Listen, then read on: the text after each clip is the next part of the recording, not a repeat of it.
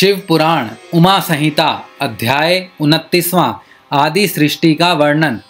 सूत जी बोले, हे ऋषिगण, सत और असत का परम स्वरूप प्रधान पुरुष परमात्मा ही ब्रह्मा जी के रूप में सृष्टि को उत्पन्न करते हैं। वे ही सृष्टि के रचयिता हैं। विष्णु जी इस सृष्टि का पालन और शंकर जी इसका संहार करते हैं।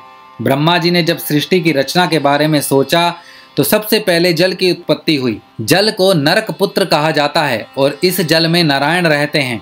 ब्रह्मा जी ने स्वयं यज्ञ किया और स्वयं भू कहलाए। जल में सर्वप्रथम एक अंडा हुआ जिसके 2 भाग हिरण्यगर्भ ने किए।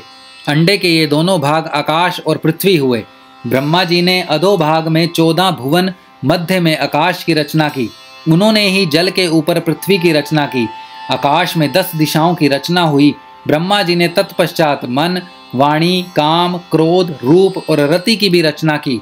मरीचि, अत्रि, अंगिरा, पुलत्स्य, पुलह, ऋतु, वशिष्ठ मुनि तेजस्वी ऋषियों के रूप में विश्व प्रसिद्ध हुए।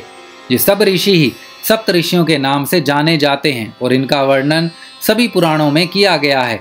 पुराणों और सप्त ऋषि रचना के पश्चात यज्ञ सिद्धि के लिए ऋग्, यजु, साम और अथर्व वेदों का निर्माण ब्रह्मा जी ने किया।